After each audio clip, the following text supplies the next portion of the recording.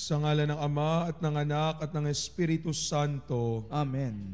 Ang pagpapala ng ating Panginoong Hesukristo, ang pag-ibig ng Diyos Ama, at ang pakikipagkaisa ng Espiritu Santo, naway sumainyong lahat. At sumairin. Mga kapatid, ngayon po ay Martes sa ika-32 linggo sa karaniwang panahon sa liturhiya ng ating simbahan.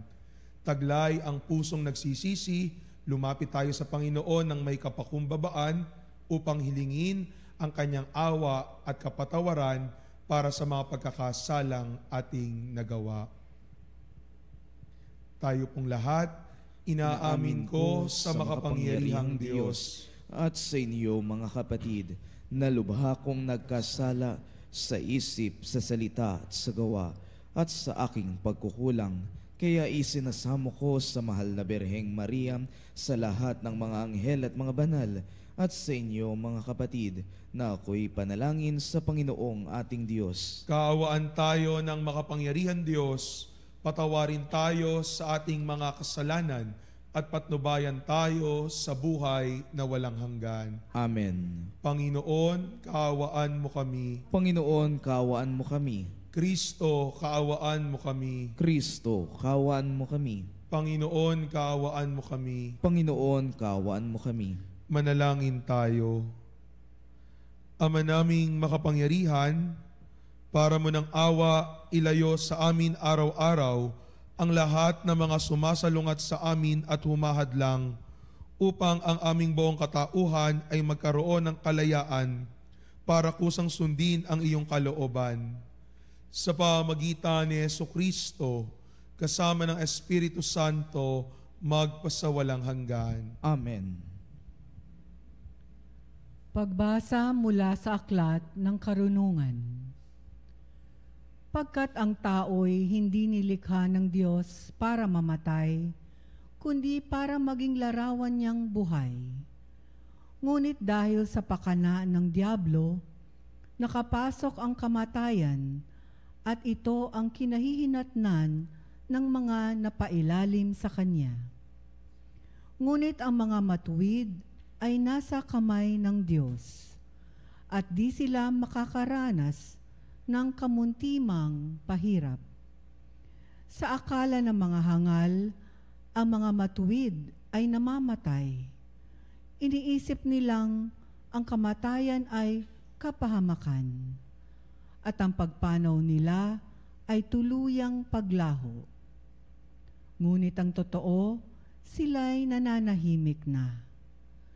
Bagamat sa tingin ng tao sila'y pinarusahan, ngunit ang totoo, sila'y nasa buhay na walang hanggan.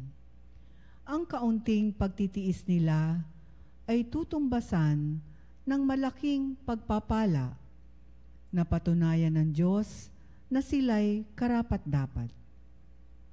Sila'y kanyang sinubok, tulad ng ginto sa tunawan, kaya't sila'y tinanggap niyang parang handog na sinusunog. Pagdating ng Panginoon para gantimpalaan ang mga banal, magniningning silang parang ningas na nagliliyab na dayami. Sila ang mamamayani sa mga bansa sa daigdig, at ang Panginoon ang maghahari sa kanila magpakailanman. Ang mga nagtitiwala sa Kanya ay makauunawa sa katotohanan ng Kanyang pamamaraan, at ang mga naging tapat sa Kanya ay mamumuhay na kasama Niya sa Kanyang pag-ibig, sapagkat Siya'y mabuti at maawain sa Kanyang mga hinirang. Ang salita ng Diyos. Salamat sa Diyos.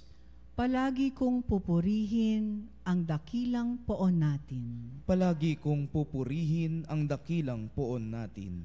Panginooy aking laging pupurihin, sa pasasalamat di ako titigil. Aking pupurihin Kanyang mga gawa, kayong naaapi, makinig, matuwa.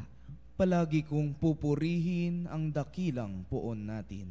Kinukop ng Diyos ang mga matuwid at ang taghoy nila'y kanyang dinirinig.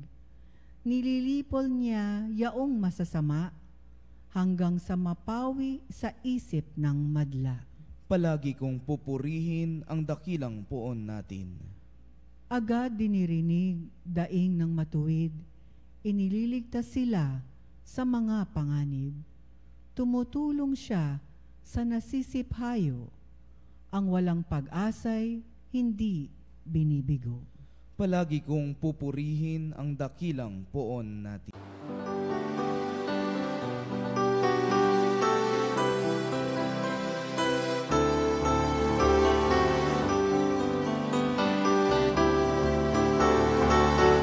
Alleluia, alleluia, alleluia, alleluia, alleluia,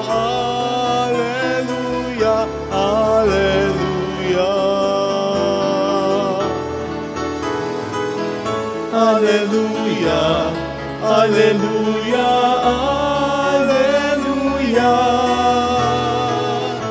Alleluia, alleluia, alleluia, alleluia.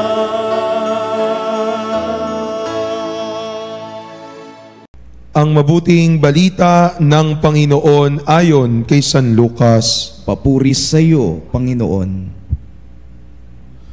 Noong panahong iyon, sinabi ng Panginoon, ipalagay nating kayo ay may aliping nag-araro o nagpastol kaya ng tupa. Pagkagaling niya sa bukid, sasabihin ba ninyo sa kanya, halika at nang makakain ka na? Hindi. Sa halip ay ganito ang sinasabi ninyo, ipaghanda mo ako ng hapunan, magbihis ka at silbihan mo ako habang ako ay kumakain. Kumain ka pagkakain ko. Pinasasalamatan ba ang alipin dahil sa ginawa niya ang iniutos sa kanya? Gayon din naman kayo. Kapag nagawa na ninyo ang lahat ng iniutos sa inyo, sabihin ninyo, kami mga aliping walang kabuluhan, tumupad lamang kami sa aming tungkulin.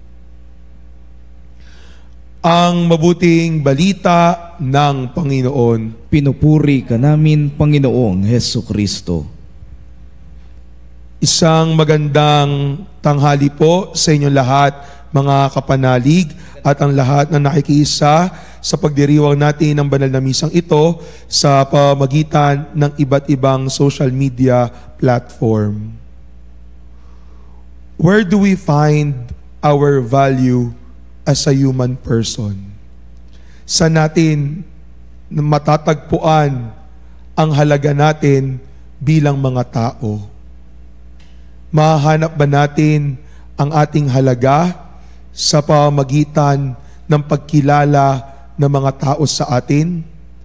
Matatagpuan ba natin ang halaga natin base sa mga ari-arian at kayamanan na meron tayo? Mahanap ba natin ang halaga natin bilang mga tao depende sa koneksyon na meron tayo sa lipunan?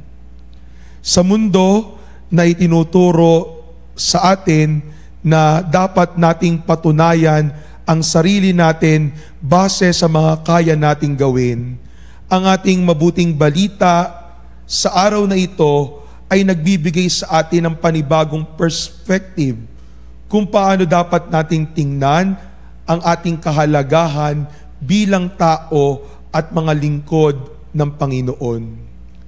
Narinig natin sa ating mabuting balita ang pangangaral ng ating Panginoong Hesukristo tungkol sa relasyon sa pagitan ng Panginoon at ng kanyang lingkod.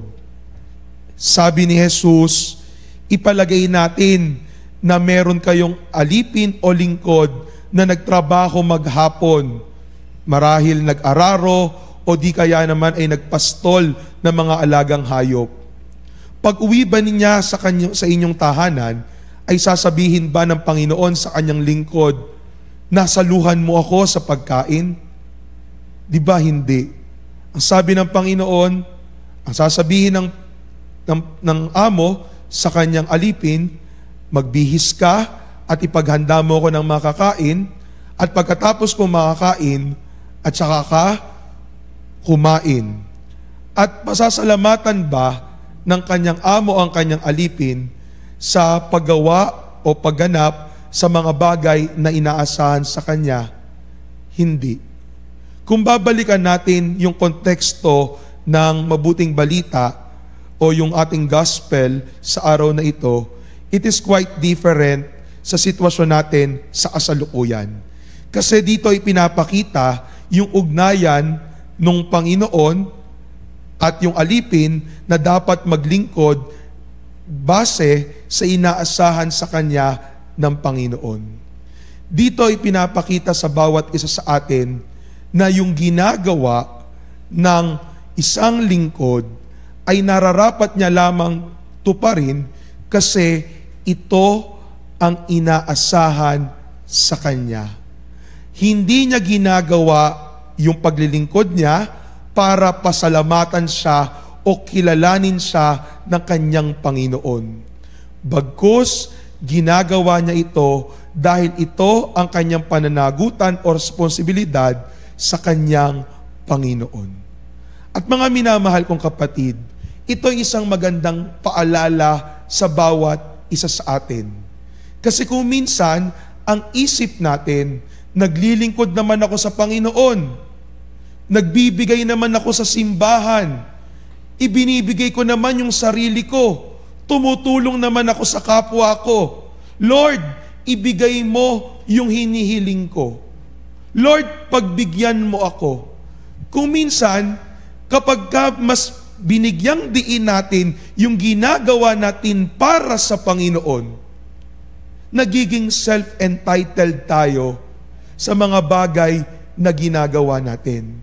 At mga minamahal kong kapatid, nais kong ipaalala sa inyo yung kagandahang loob, yung pagkakawang gawa at yung paglilingkod natin sa Panginoon ay ginagawa natin hindi upang suhulan o i-bribe ang Panginoon para sumunod siya sa gusto natin.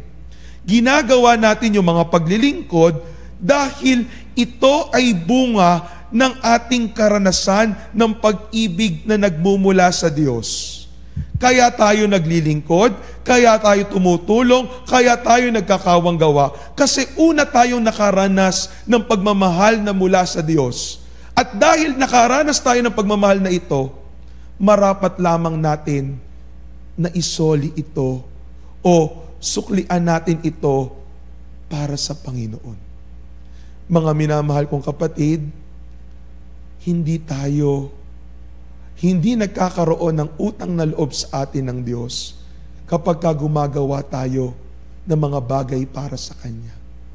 Bagkus, sa paggawa natin ng mga bagay na inaasahan sa atin, yan ay nagpapatunay na tayo lamang ay tumutugon sa pagmamahal na una nating naranasan sa Diyos. Mga minamahal kong kapatid, ang pagiging lingkod ng Panginoon is not about doing, but it is about being. Yung halaga natin bilang lingkod ng Panginoon ay hindi nakadepende sa mga bagay na kaya nating gawin para sa Panginoon. Bagkus, ang halaga natin bilang kanyang mga lingkod ay laging nakaugat sa ating pagiging tapat sa mga bagay na inaasahan sa atin ng Diyos. Kung ginagawa natin ang mga bagay ng may pagmamahal at katapatan, tayo ay nakatutupad sa bagay na inaasahan sa atin ng Panginoon. It is not about doing. It is about being faithful and loving to the things that are entrusted to us by God. Amen. Amen.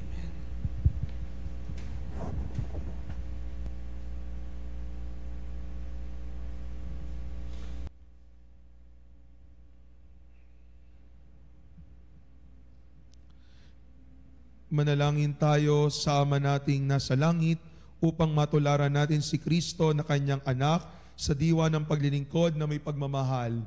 Sa bawat panalangin, ang ating pong itutugon, Ama, panatiliin mo kami sa paglilingkod sa iyo. Ama, panatilihin mo kami sa paglilingkod sa iyo.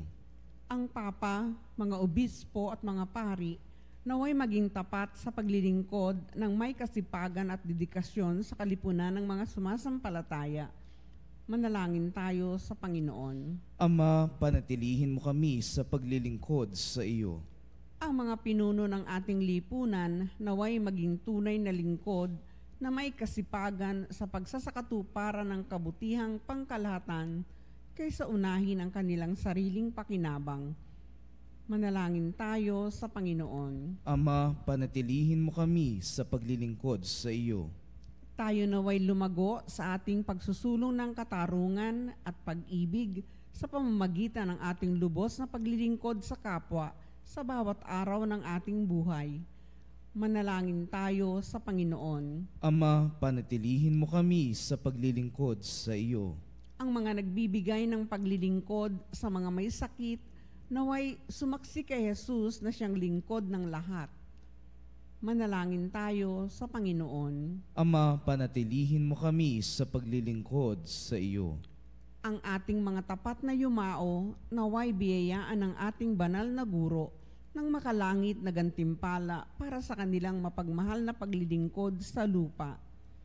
Manalangin tayo sa Panginoon. Ama, panatilihin mo kami sa paglilingkod sa iyo. Sa katahimikan ng ating puso at isipan, taglay ang pagtitiwala sa Panginoon, ibulong natin sa Kanya ang nilalaman ng ating kalooban.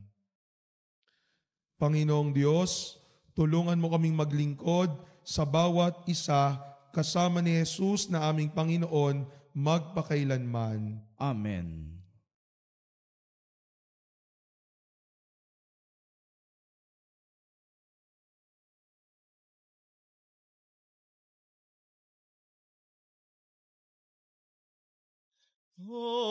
Pagalay namin sana'y halugdan mo, isang bayan na nagpupugay, nagmamahal sa'yo.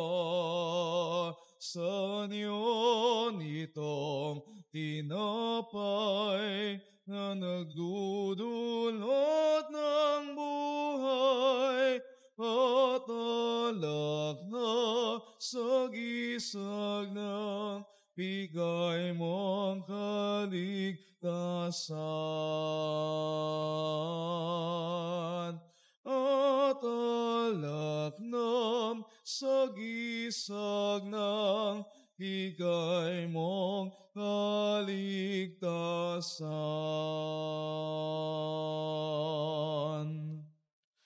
Manalangin kayo mga kapatid upang ang ating paghahain ay kalugdan ng Diyos amang makapangyarihan. Tanggapin nawa ng Panginoon itong paghahain sa iyong mga kamay, sa kapurihan niya at karangalan, sa ating kapakinabangan at sa buong sambayanan niyang banal. Ama naming lumikha, kalugdan mo ang paghahain ng mga natitipon dito upang ang aming ginaganap na pag-aalay ng sarili ng anak mo ay aming pakinabangan sa kanyang pamamagitan kasama ng Espiritu Santo magpasawalang hanggan. Amen. Sumainyo ang Panginoon. At sumaiyo rin. Itaas sa Diyos ang inyong puso at diwa. Itinaas na namin sa Panginoon. Pasalamatan natin ang Panginoong ating Diyos. Marapat na siya'y pasalamatan. Ama naming makapangyarihan, tunay ngang marapat na ikaw ay aming pasalamatan sa pamamagitan ni Jesucristo na aming Panginoon. Utang na loob ang nagbubunsod upang gunitain ang kamatayan niya para kami ay buhayin. Pagtitiwala ang sanhi ng ligayang di malilimot sa pagkabuhay niyang sa amin ay kaloob. Pag-asa ang dahilan ng pagiging handa para sa pagbabalik niyang totoong dakila. Kaya kaysa ng mga anghel na nagsisiawit ng papuri sa iyo nang walang humpay sa kalangitan, kami ay nagbubuni sa iyong kadakilaan.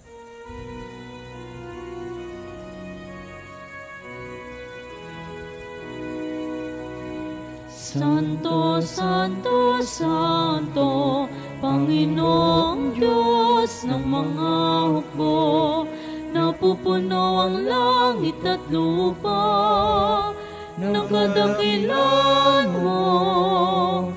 Hosana, Hosana sa kaitaasan, pinagpalang na paririto sa ngalan ng Panginoon. Hosana, Hosana sa kaitaasan.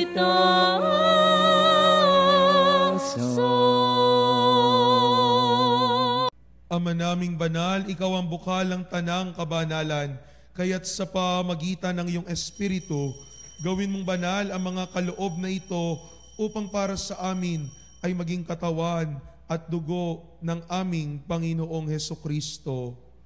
Bago niya pinagtiis ang kusang loob na maging handog, hinawakan niya ang tinapay, pinasalamatan kaniya, pinaghati-hati niya iyon, iniabot sa kanyang mga alagad at sinabi, "Tanggapin ninyong lahat ito at kanin.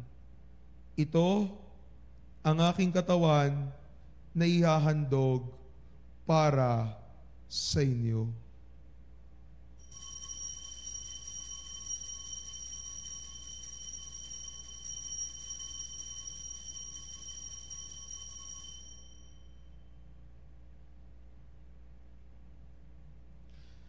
Gayon din naman ang matapos ang hapunan, hinawakan niya ang kalis.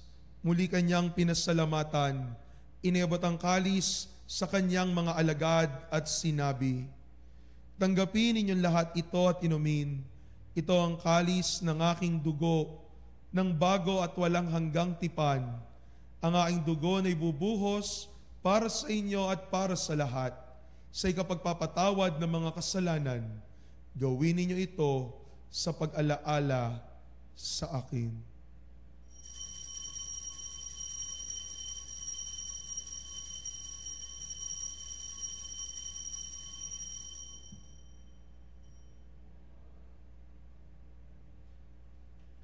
Ang misteryo ng pananampalataya, alaala sa pagkamatay at muling pagkabuhay ng iyong anak, kaya tiniaalay namin sa iyo ang tinapay na nagbibigay buhay at ang kalis na nagkakaloob ng kaligtasan. Kami nagpapasalamat dahil kami yung minarapat na tumayo sa harap mo para maglingkod sa iyo. Isinasamo namin kami magsasalo-salo sa katawan at dugo ni Kristo ay mabuklod sa pagkakaisa sa pamamagitan ng Espiritu Santo. Alalahanin mo rin ang mga kapatid naming nahimlay na may pag-asang sila'y muling mabubuhay, gayon din ang lahat ng mga pumanaw, lalong-lalo na yung mga pinatutungkulan sa banal na misang ito, pati na mga kaluluwa sa purgatorio na wala nang nakakaalala. Kaawaan mo sila at patuloyin sa iyong kaliwanagan. Kaawaan mo at pagindapating kaming lahat na makasalo sa iyong buhay na walang wakas. Kaysa ng mahal na Birheng Maria na Ina ng Diyos, ang Birhen ng Fatima, ni San Jose ang kanyang kabiyak ng puso, ng mga apostol at lahat ng mga banal, lalong-lalo na sina San Francisco at Santa Jacinta Marto, na namuhay dito sa daigdig ng kalugod-lugod sa iyo. Maipagdiwang nawa namin ang pagpupuri sa ikararangal mo sa pamamagitan ng iyong anak na aming Panginoong Hesukristo. Sa pamamagitan ni Kristo, kasama niya at sa Kanya, ang lahat ng parangal at papuri ay sa iyo, Diyos amang makapangyarihan, kasama ng Espiritu Santo, magpasawalang hanggan. Amen, amen, amen.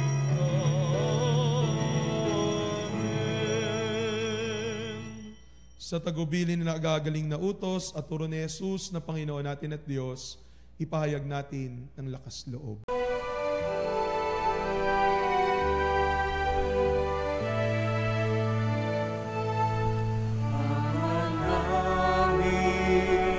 Sumasalangit ka, sambahin ang ngalan mo. Mapasa amin ang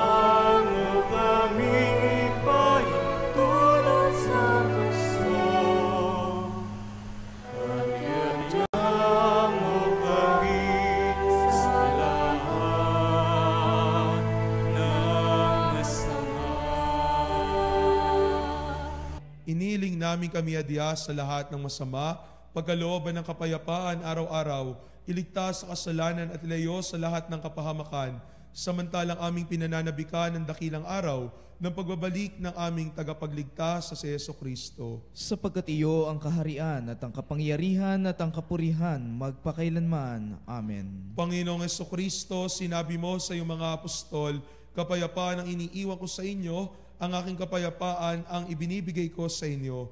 Tunghayan mo ang aming pananampalataya at huwag ang aming marami at paulit-ulit na pagkakasala. Pagkalooban mo kami ng kapayapaan at pagkakaisa ayon sa iyong kalooban, kasama ng Espiritu Santo, magpasawalang hanggan. Amen. Ang kapayapaan ng Panginoon ay laging sumainyo. At sumairin. Magbigayan kayo ng kapayapaan sa isa't isa. Kapayapaan sa lahat ng kapanalig. Kordero ng Diyos na nag-aalis ng mga kasalanan ng sanlibutan, maawa ka sa amin. Kordero ng Diyos na nag-aalis ng mga kasalanan ng sanlibutan, maawa ka sa amin. Kordero ng Diyos na nag-aalis ng mga kasalanan ng sanlibutan, ipagkaloob sa amin ang kapayapaan. Narito si Jesucristo ang Kordero ng Diyos na nag-aalis ng mga kasalanan ng sanlibutan. Mapapalad tayong inaanyayahan sa kanyang banal na piging. Panginoon, hindi ako karapat-dapat na magpatuloy sa iyo, ngunit sa isang salita mo lamang ay gagaling na ako. Pagsanggalang nawa ako ng katawan at dugo ni Kristo para sa buhay na walang hanggan. Amen.